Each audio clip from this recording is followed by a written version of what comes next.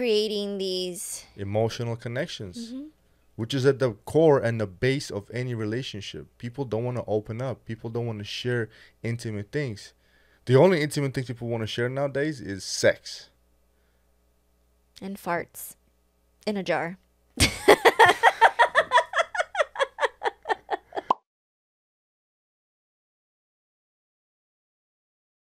What's going on, everybody? Welcome to another episode of Purpose Over Pleasure, Technical Error, with myself, Alex Payne, and my beautiful girlfriend, Nicole. Hola. And today we are going to be discussing trauma and how your trauma affects your relationship. Dun, So dun, dun. stick around, and at the end we'll give you a couple of tips that has worked well for us so far. Yes. Hopefully they'll help you guys too. So let's dive into this, babe. Yes, let's do it. You know why I got this idea? Why? I got this idea because when I came home, you were one of your coaching clients, and I wasn't eavesdropping, but I heard you say something about trauma, and obviously you guys talk about relationship. I was like, oh, that's good stuff. We can talk about how trauma affects your relationship. So we made a little list of things, and I think the top 3 that we both agreed on is insecurities, low standards, and bad habits. Right. So first one, and I think the most important one, correct me if I'm wrong, is insecurities. Personal trauma, family trauma leads to insecurities in a relationship. 100%. To give you an example, to give all you guys an example, have dated a woman who had a pretty rough relationship and was cheated on, and it was abusive, and long story short, that spilled into my relationship in the form of jealousy and lack of trust. If you haven't gone through one of those relationships, are you even living? Why is it like a minimal standard? That's quite fucked up, I you know? feel like I it really is. don't want to. I'm okay. I mean, I would hope we wouldn't, but you know what? That's just life. It's just life. So what do you think? That was my example. This is how I did at least one woman who I was able to put 2 and 2 together. We also me and you talk about how our personal trauma has spilled into certain insecurities in our lives. Yeah. Okay. Want to share anything with our listeners? So, well, back to the insecurities. I once dated somebody who was insecure in our relationship because he was not being the best partner, because he was having his own infidelities going on social media. So you believe that infidelity causes insecurities? It can. I think so. Why? Because what the person happens feels is that, guilty? yeah, of course, you're guilty that person's doing it because you're doing it. So when you start acting like that, you're going to portray that. Because you do it yourself. Yeah, man, he would be on my ass for so many things, wanting to know my phone, wanting to go through my phone. Wow. And I was still like, what's wrong? Trying to prove him wrong. Like, no, I'm not cheating on you. Yeah.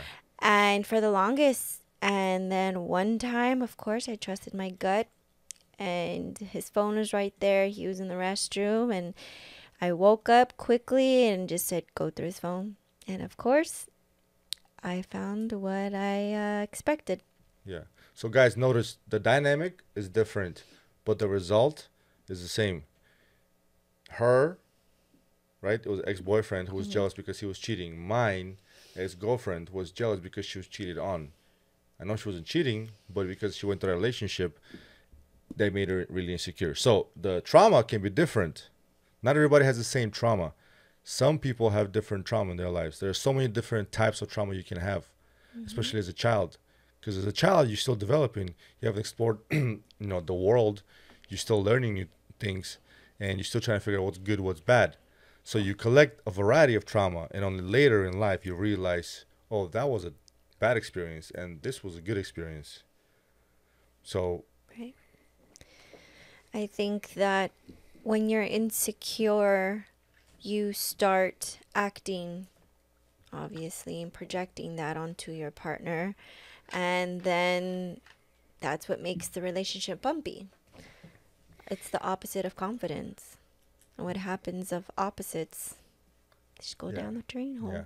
What advice would you give to our listeners about either what to look for or what would be the red flags if somebody's cheating on you? Or let's stick to that one. What advice? What red flags? Is there anything you can tell our viewers who believe or they should pay attention to? If so, I've experienced, damn, I guess I've experienced cheating throughout my whole life, throughout a young age until just recently. And they will act and play the victim. Gaslighting. They will gaslight. There you go. If somebody's gaslighting you, that is a red flag. Because just like I was telling my mentee, when you're confident in who you are, you're not going to worry about what that person's doing. Like I told you yesterday, I'm very confident in our relationship. And when you're confident in who you are, you're not going to question what anybody else is doing. So the opposite of that is insecure. Insecurities, lack of confidence. Questioning all the time. Where are you going? Who are you with? I don't want you to go out there. Why do you want to go out? And I'm like, what do you mean? I just want to go have fun with my girlfriends. Yeah. Are you sure you're going out there? And I'm like, the hell? Yes. But I thought that was normal because my mom would always question me where I was going, what I was doing, who was I going with. Mm-hmm. So I thought, oh, he's just being protective. He's just wanting to make sure I'm okay. Mm-hmm. So I didn't think that was a red flag. So that is a perfect example of what's next on our list. Mm-hmm. Well, not second, but third, but I think they matter in what order they go in. Bad habits. Right. You develop certain character traits based on your past history, based on your upbringing, based on your family, and you carry them into your relationship. Yeah. One of them is you believe the question that your mom was giving to you was normal, but then it took you a while to understand that the way he was questioning you is not normal. It's not. It's under a disguise of I just worry about you, but it goes deeper than that. Yeah. I grew up with the household yelling and having the arguments between the parents, whether it was my parents, my aunt and uncle. I thought that was a normal thing. So when I was in relationships and that would happen, I'm thinking it's part of a relationship. It's never going to be smooth. So that continued in all my relationships, the bad habits of all the arguing, nitpicking because I saw my mom do it. Mm-hmm. It all became my own luggage that I was carrying around in my own relationship. Because at an adolescent age, do your parents really tell you, hey, this is how you're supposed to have a healthy relationship? Don't do what me and your mom and your father or me and your mother did. No, they're not going to tell you that, because do parents really want to talk about relationships? Well, not all parents are mature enough. Exactly. Or have enough emotional maturity to talk to their children about conversations that require emotions. Right. A lot of times they avoid them, and then they take that bad habit of avoidance into an older age where now they are just not willing to deal with it and change as a person, whether it's dropping your bad habits or any part of your mindset. There's a reason why they say you can't change an old dog. You practice the same thing for decades, for 40, 50, 60, 70 years. Like, it's a lot harder, if not impossible, to make a 7-year-old change a habit than to make a 7-year-old or 17-year-old. What parents need to start thinking and taking into consideration that they're teaching their kids how to love themselves by the parents and how they communicate. Because you're raising your child to be a child and to be a respectable adult, young adult. Responsible. But when that child is seeing how the parents interact at a young age, that child is going to think that that is okay That's normal. to accept a mom who's always constantly nagging at the father, or the father never really being there, or the father always working late and not having any bonding time. That child is going to see, and that's going to cause that seed of trauma. And if the parents don't talk to the children about, hey, this is what a healthy relationship should look like.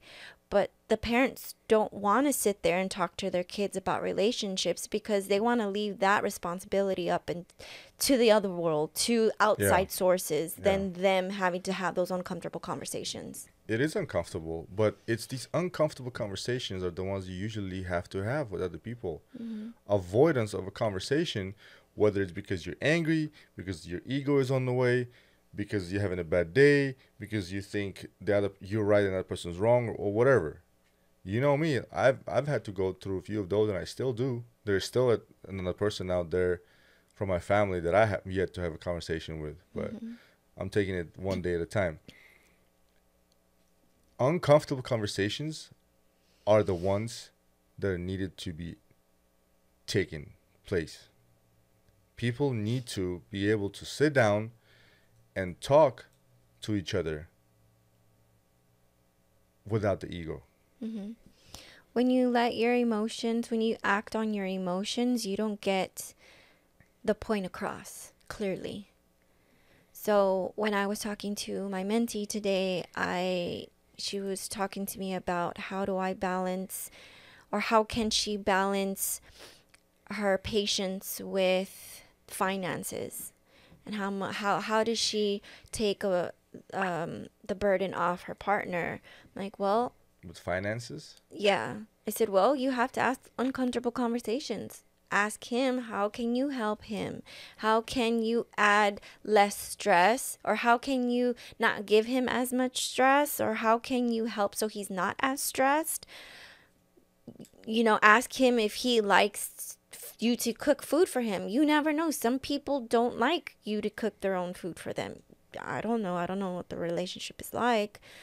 But I told her, you need to know that that's your partner and you guys work as a team. And if you don't ask these questions and he's not telling you, how are you ever able to grow together if you're both not trying to get to know each other, not asking questions? You're gonna hit a wall, and then you're gonna be upset, and he's gonna be like, well, what did I do? And you're like, well, you didn't ask me questions. Okay, well, are you asking questions? So knowing that, hey, I think more parents at this day and age need to sit down and talk to their kids and learn that, hey, my parents didn't talk to me about these things. What can I do different for my children? What are the things that I wish my parent talked to me about?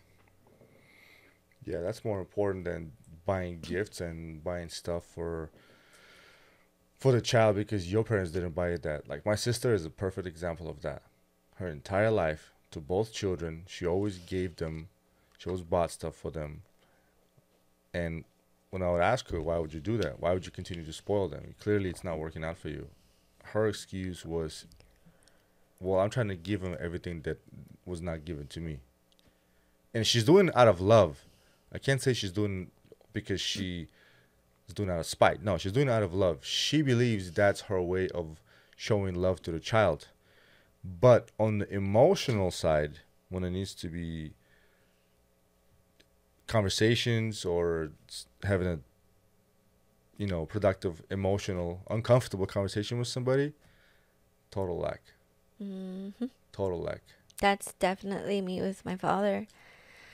He'd rather just not say things and just have me assume that I know that that's what he meant. Another bad habit. Assuming that the other person understands why you're not in the mood and why you're walking around the house with a resting bitch face or acting like an asshole. Yep. People need to communicate. I can't fucking stress out to you guys how important it is to communicate.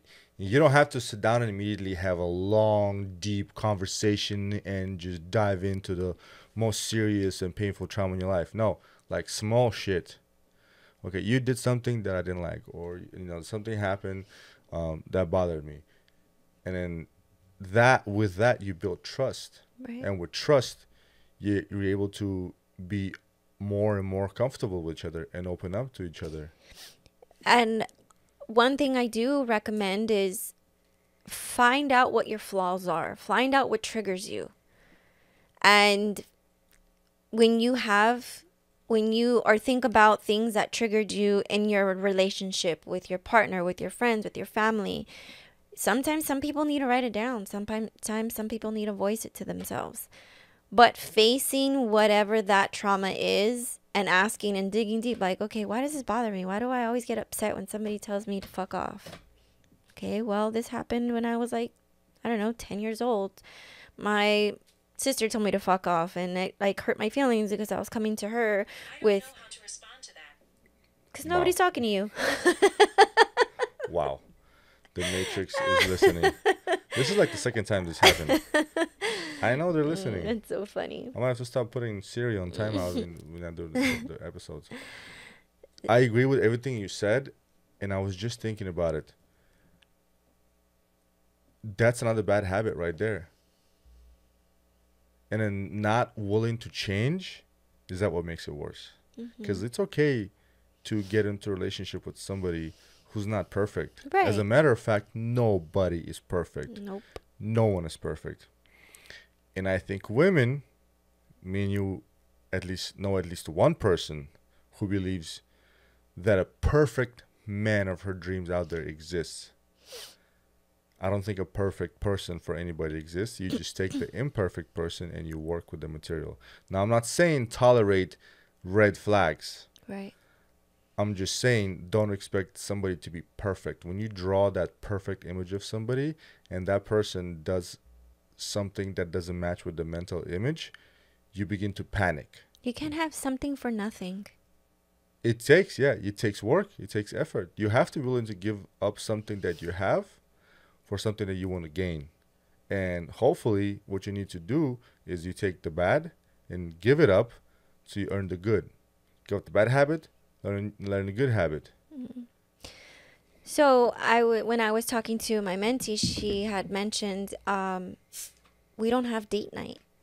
Right now he got let go from his second job, and I want to make sure that we still are lighting each other's fire. And I said, okay, well, you have to remind yourself that what you guys are going through, you're being triggered of your love. You have to understand that this is temporary. This is going through the dirt and the mud and the dark times. You're being tested of your relationship. Are date nights important, or trying to work as a team to work together so that you can get out of that little financial bump that you're having right now? There's things that you can come up with that can allow you to get creative without having to spend money, but still fill each other's cup. So I mentioned you have to read the 5 love languages. Mm-hmm. Knowing how your partner likes to be loved. And if they tell you, hey, look, I like doing this, or this is what triggers me, be vulnerable. People don't understand when you're in a relationship, you have to be vulnerable in order to get a better version of who that person is and get a deeper experience of who that person is from their friends. Like if I wanted to know you on a different level than Kevin or than G, I have to ask you deeper questions than they have asked you, or that a typical just, hey, so what kind of hobbies do you have? I need to know, like, what motivates you, what inspires you, what keeps you going, things that I want to consider. Do I want this type of person in my future? Can I see myself with this person who thinks outside the box? And sometimes some people don't think to ask those kind of questions because they think, oh, well, that's a stupid question. Or what if he judges me? Or what if he thinks I'm weird? Or no, if that's how you feel about where you want to take this relationship? Are you just going to say, oh, okay, well, we're just going to sleep together and I don't care to know what his goals are because I don't know if it's ever going to go anywhere? Well, then you're just setting yourself up for failure. Since the very beginning, you've been asking weird questions. And I'm not going to lie, in the beginning, I was intrigued by it because you would ask me a couple of questions. I was like, oh, this is different. This is not what I'm used to. However, this is something that I welcome, and it challenges me to think. And to this day, sometimes you ask me some weird shit, babe. I do. I just want to know, I want to catch you off guard because sometimes those... Yeah, what's up with that strategy? You always try to catch me off guard. Because it helps you think outside the box. It helps you elevate your thoughts. It helps you really sit and be present with how is your mind working. We can't think of everything that we want to think of. That's the problem. For me, the challenge is when I look at a situation and I think of different ways of how to look at the situation or solve the situation or what I can learn from the situation, what I've learned already.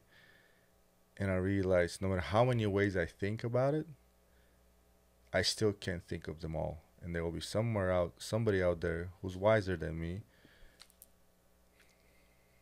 Oh, sorry, go on. I was actually referring to a therapist. Oh. But you are my therapist. Yeah, she's my therapist. My spiritual therapist.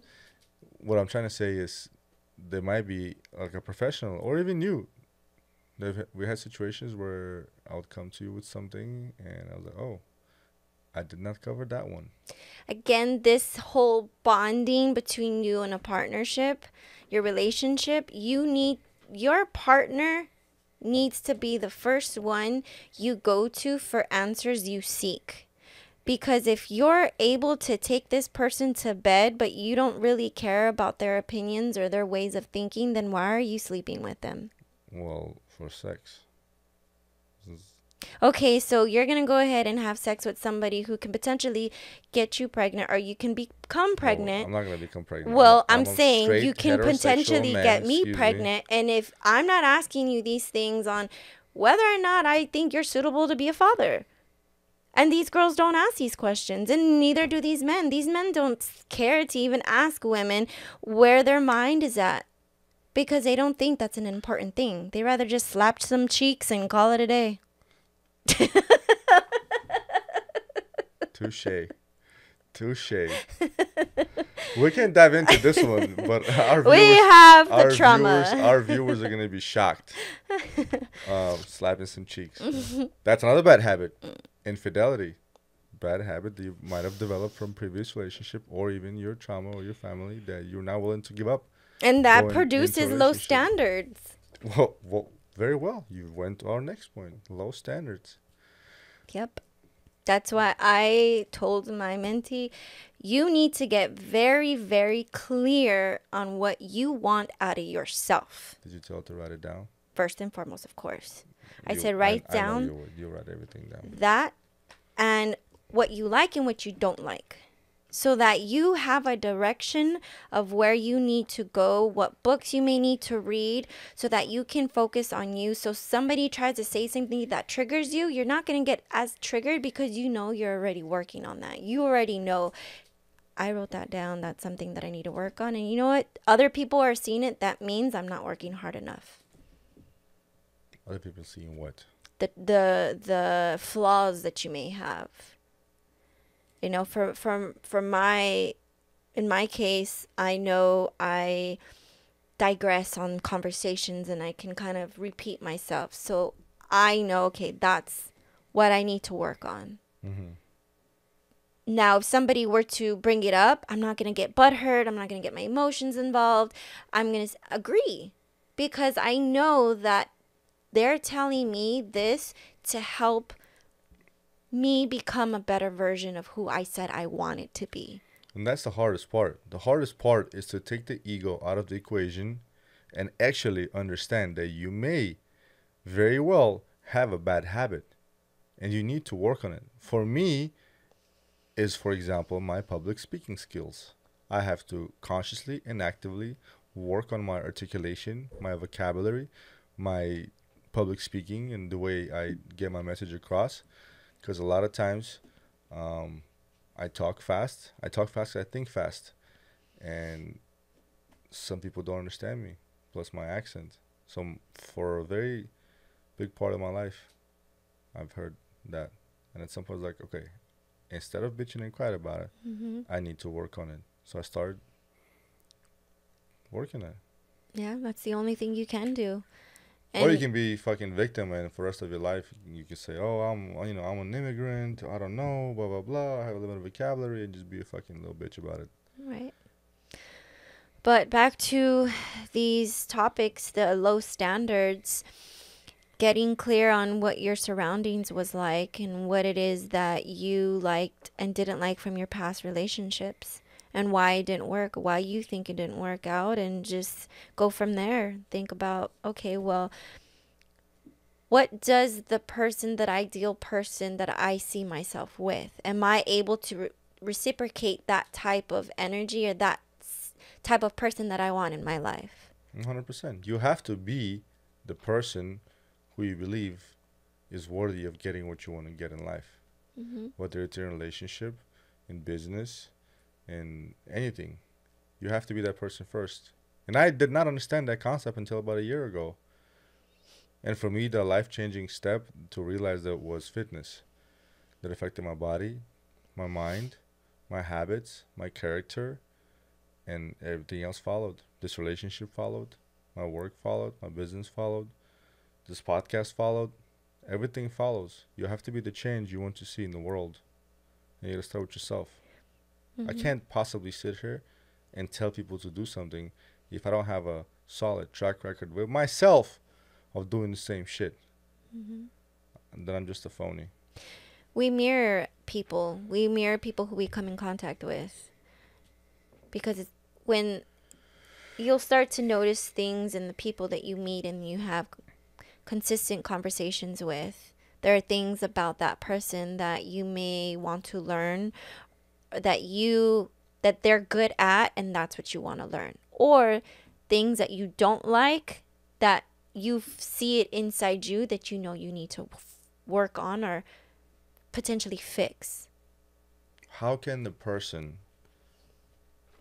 see that in themselves? Because you know how quick the ego is. We get inflamed, we get pissed off, or it's your fault. How can a person realize that they have a problem? Because the first step to fixing a problem is what? Understanding you have a problem and Right. what the problem is. Once you understand what the problem is, that's when you can start the work. There's no point of starting the work if you don't know what the fucking problem is. I think knowing if it's triggering you. There you go. Bingo. That's where I was going. If it triggers you, there must be something in you that goes down to that. Because you shouldn't live life feeling angry all the time, upset, miserable, sad. Well, there are people out there. And that's because miserable. they haven't healed from it. They haven't put it past them. They haven't acknowledged it, faced it.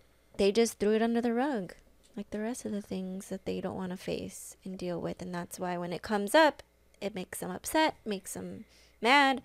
Oh, I don't want to talk about it. Well, why not? What's so wrong about what happened? Face it so that you can take those bricks off your shoulders. So, in other words, there's a direct correlate. We just went back to the cause, and to the cause of the first. If you want to have something such as a good relationship, you have to overcome your trauma. If you want to overcome your trauma, you have to understand what the trauma is. And you understand what trauma is when something triggers you. And that's when you begin to look at yourself. And it's a domino effect. You start right here, and everything else follows. It's also, I want to add that having a good support system, whether it's a coach, Yeah. whether it's somebody that you see out there that is doing the work that you want to do, finding a mentor, Mentor, yeah. getting around people who are going to elevate you and bring you up, whether it's your emotions, your physical, your mental, you have to get around those people, because trying to do it on your own, It's tough. it's so tough. Books can only go to a certain degree where you want to actually hear it from another human being, because we all need each other. I mean, let's face it, we need some human interaction. What better than to have somebody who's on that level that you want to be on? And then what's going to happen is that person is going to help you get to their level, and then from there you're going to meet somebody on another level. That's a great point, but let's specify something that's very important. When it comes to relationship, you don't necessarily have to rely on everybody else for advice. Even the people who you think wish the best for you. Because the people who you believe wish the best for you may honestly be wishing you the best. However, they're going to give you an advice based off their own experiences in their life. And if you're going to ask an advice from a person who loves you, for example, your mom, let's say, who loves you, you're her daughter or her son, but that mom has been divorced for 25 years or went through multiple relationships that ended up in a divorce, possibly makes comments like, oh, all men are shit. You have to be mindful of who you're asking for advice. Does that person have a record of wins when it comes to the topic you want to ask him about? So if you want to ask a person about business, you're probably going to look for a person who's successful in business, right? Right. Right. If you want to ask a person about martial arts, probably going to go to the guy who has, or a girl who has, experience in martial arts. But we're very quick after every argument to run to our girlfriends or our homeboys and be like, this bitch or this asshole, do you know what he did? Oh, I can't believe this. And you're sitting there, you're telling your story to Ashley, who's have had 55 different relationships in her life, or I don't know, Denise, who's a feminist. Yeah, they love you, they want the best for you, but they're not going to give the right advice. That's why you have to be very selective on your friendships. Very selective.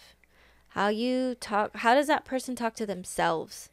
Why am I going to go to Jennifer, who doesn't know how to compliment herself, and I'm telling her that I had a shitty day and I feel like shit, and she's going to help me get through that? I'm not going to trust what she has to say, because she can't even tell that to herself. Mm-hmm. And having those type of friendships, what are they adding to your life? So it's very important that we make sure that we can take care of ourselves first, because it's a domino effect in everything we do, in our friendships, in our relationships, in our work, working with other people, interacting with people. If you're around these people who are triggered, I don't know, 8 hours of the day, if you're working with them, subconsciously, Sometimes it's 12 just going to or happen. 18, 12, 18 hours. And you have to get very, very clear on who and what you said you want it to be, because it's so quick and easy for you to detour into what these other people are saying and their opinions on who you should be. Especially some misery shit, because misery loves company. Right. Everyone loves to complain and talk smack and do all kinds of shit that jeopardizes their own lives. Mm-hmm. You have to be mindful of that. So there you go. That's another one, guys. The first one was understand what triggers you and why it triggers you, because that will cause you to hopefully want to work on it. More and when you work on it, clarity. you fix it, and you fix it, you bring it into a relationship, and your relationship becomes more successful. That was one. The second one was watch and pay attention to the types of people you want to come for advice to, such as your family, your closest friends, etc., etc.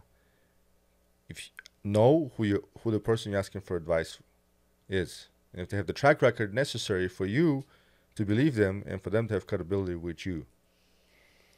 Another one that I suggest when it comes to relationship and trauma, or trauma in relationship, is pretty fucking simple.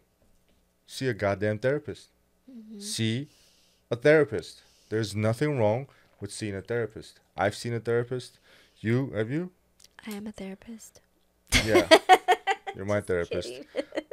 But No, I do. I have a I'm spiritual telling you, therapist. I'm telling you guys, life changing. Seeing a therapist for me, and I've seen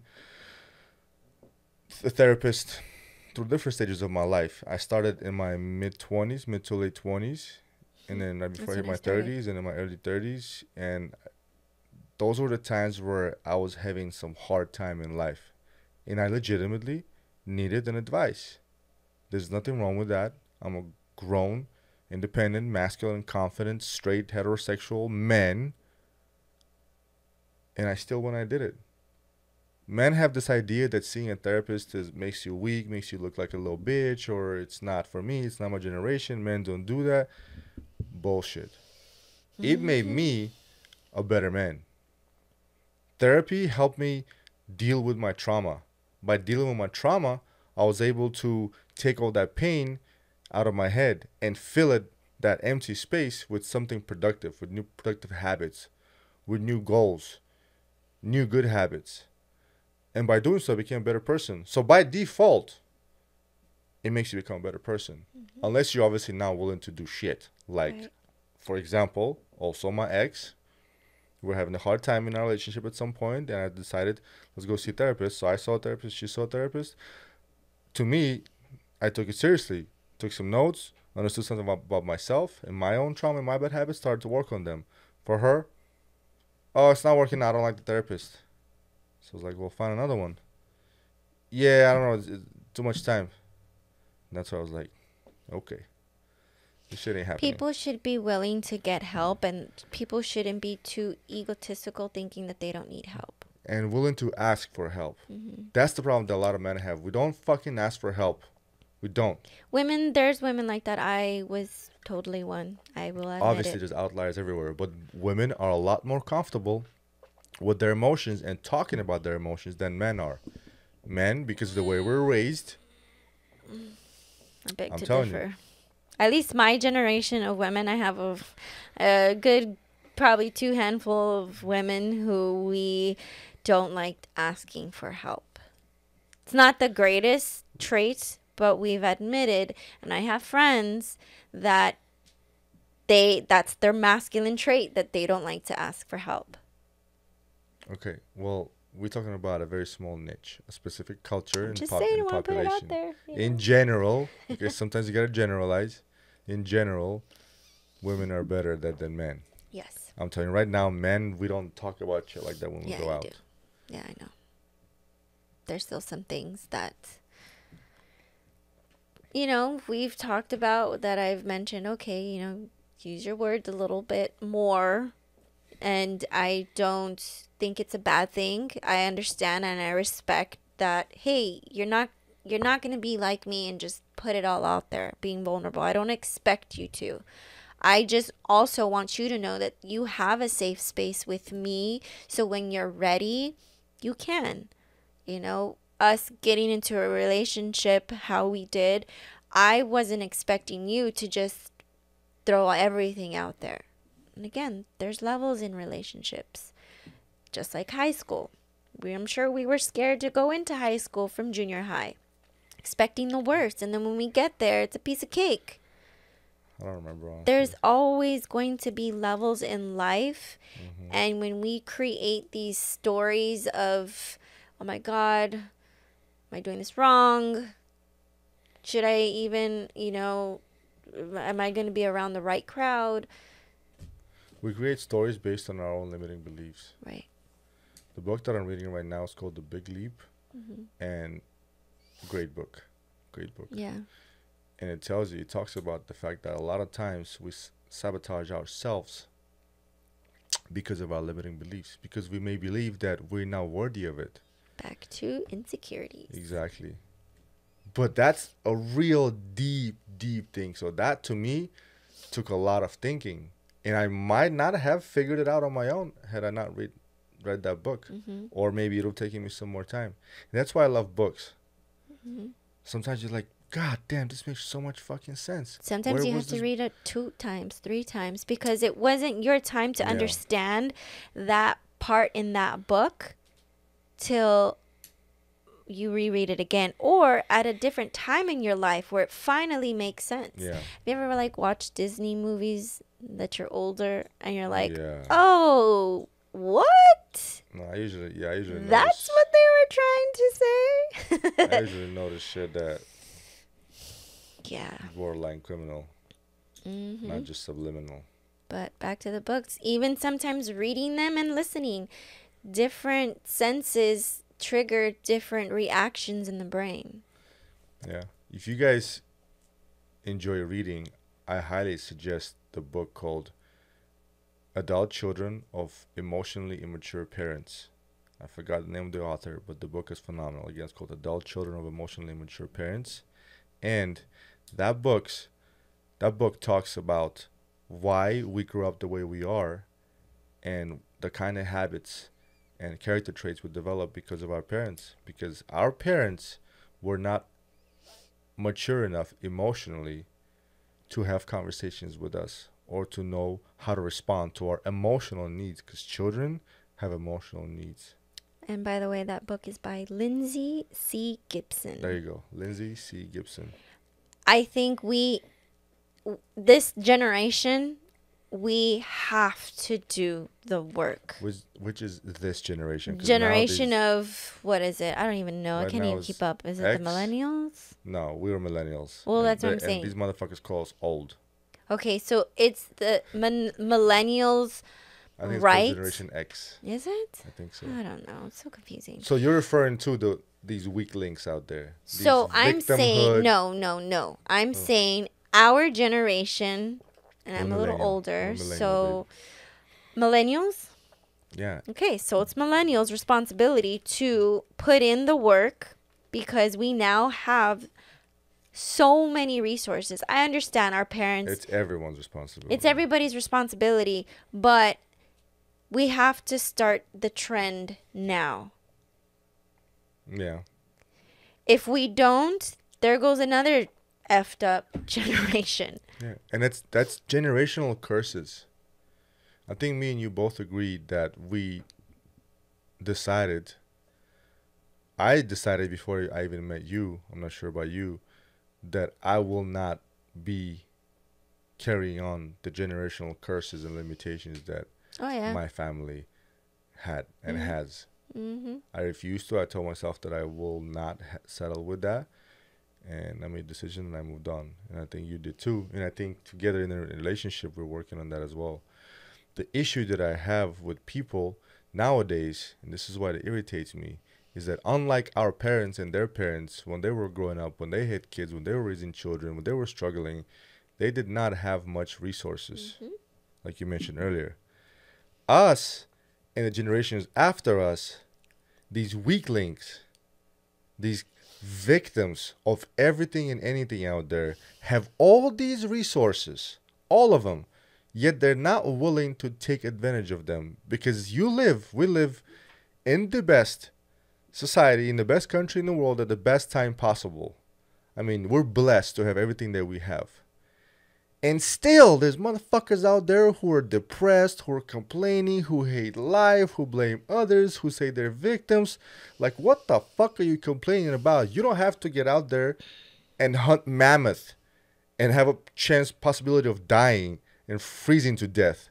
You can pick up your goddamn phone, you can type it in, and your food will be here in 30 minutes. What more can you possibly ask for? You have ChatGPT, for God's sakes. I don't understand. And this is why it irritates me. This was so weak. Where did we lose it that we live at the best time possible? We're emotional creatures. In school. Yeah, right. We're emotional creatures. Live in some societal boundaries during the times when we have godlike technology. It's incredible. I think because the technology, we stopped communicating. 100%. And that's made people very weak on creating these Emotional connections, which is at the core and the base of any relationship. People don't want to open up. People don't want to share intimate things. The only intimate thing people want to share nowadays is sex. And farts in a jar.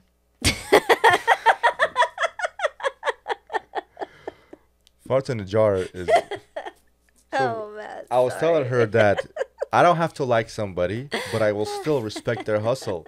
And I gave an example. I said, I don't care if a person farts in a jar and sells those jars. No, I've seen the girl I'll on TikTok. yeah, I have too. I respect the hustle. Do I think she's the most genius businesswoman out there? No. Do I respect her hustle? Yes. I'm sure it takes a lot of eating, a lot of farting, packaging and shipping and labeling. You got to give it some credit. I think the schools have made it so easy for kids to play the victims. I remember, gosh, I mean, I wasn't a kid that would get in trouble a lot. I may have gotten into maybe a couple fights, but they weren't my fault. But still, I couldn't use my phone. Back then, we didn't have social media. I couldn't go play outside. I couldn't go hang out with my friends. Those things were given to us. And now I feel that parents, they just make it so easy because it's convenient to just toss them the phone because it distracts the kid. Yeah. And then it goes down the drain with, oh, well, if I put them in timeout, I'm a bad parent. We used to get thrown shoes, chanclas, belts, whatever was around, they would use. I mean, I'm grateful that my parents didn't hit me, but they did. They were obedient. My dad would send me into the room carrying books, and I couldn't move until he said so, unless I had to use the restroom. Or I had to touch my nose. My nose had to touch the wall. And if he came in and it wasn't touching, he added in on more minutes. Damn. And that was because I got caught playing at the park across the street, and I wasn't at school when they picked me up. Funny. Like, those are the type of things that I had to grow up with. Now, oh, let me just take your cell phone. Oh, but I need my cell phone because how am I going to... Mm-hmm. They have computers, they have tablets, they have their friends. And what's happening is because these schools give them these things to use. Oh, because it's going to help them. No, you're just planting the seed to distract them. And that's what they want, is to distract the kids, because then they're going to become distracted from what's really going on in the world. Not to mention they grow up pretty stupid. Yes. Because they were given the phones by their parents at a very early age. What do we have in the phones? We not only have a calculator. When I was growing up, we were not allowed to use calculator. We were only allowed to buy and bring calculator to school, actual physical calculator, because I did not grow up with a cell phone. Mm-hmm. The actual calculator after like 10th grade, because that was already like pre-calculus and calculus and so on and so forth. Get it? You're smart. No, what I'm saying is we had to learn the table of multiplication and know it by heart. Mm-hmm. The problem is the parents give children these phones very early on. They take them to school on the phone. Not only do they have calculators now, they also have what? You mentioned it earlier. ChatGPT and different apps that they scan the problem and it spits out the answer. Mm-hmm. That's why we're behind on the levels of reading, writing, and comprehension. We are officially, statistically, the gayest, dumbest, fattest nation in the world. Congratulations, America. We fucking did it. Well, I also think it's how it's being used, because I believe one of my friends sent me this article in China that they have the iPads for these students, but these students are utilizing it to their fullest potential to bring them much more success at a young age. I mean, I'll be honest, when I was in pre-kindergarten, I remember I had to take a test for a private Catholic school. Whoa. And I had to write down like my alphabets and my numbers. Well, I had some pretty common sense, because they left me in the principal's office to write down these things, and I looked at the phone and I was like, okay, there's all the numbers, there's all the alphabet. That's common sense for you. Hey, listen, there's a saying that goes, if you're not cheating, you're not trying. As a matter of fact, all throughout high school I was more of a B student, but like junior college, I was a C student, C and B student. But hey, you saw your way out of it. I saw my way out of it. And as a matter of fact, a lot of successful entrepreneurs and millionaires out there and business owners are C students, because what it causes you to do is you cause you to find other ways. See, an A student will take the academic route all the way, whether it's through a class or through life. But a C student is like, fuck, I know, I don't know. So what else can I do to find my way out? And that's at the very core of entrepreneurship, business, or anything you want to achieve in life. So to all my C students out there, you guys can do better. And you can also be very, very successful. So I think we covered pretty good points. We're not gonna drag this episode for too long.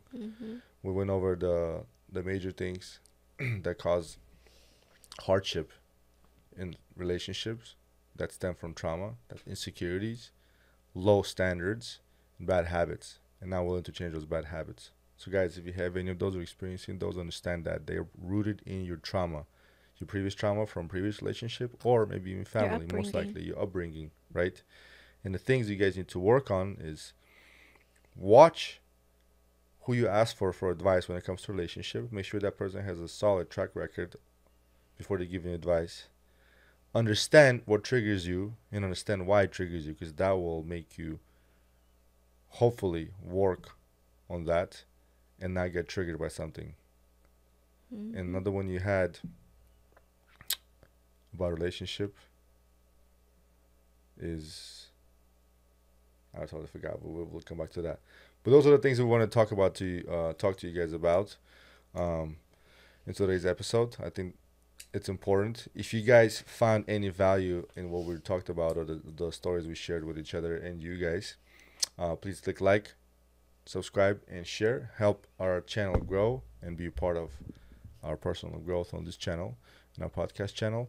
Like I said, anytime you guys have any questions, feel free to send us a DM or send me a DM. And whatever topics you want us to cover, we'll be more than happy to do so. Babe, you got anything for them? No, not today. I mean, I always have something to say. Yeah. Who am I kidding? I'm going to hear about after the episode. Today, I think knowing that you don't need to be the victim, stop. That's the one. Stop playing the victim card. And just knowing that when you can get clarity with who and what you want, you can get clear on what you want out of your ideal partnership. But again, it all starts with you. Boom. Mic drop. Good job, babe. See you guys next time. Stay blessed. Toodles.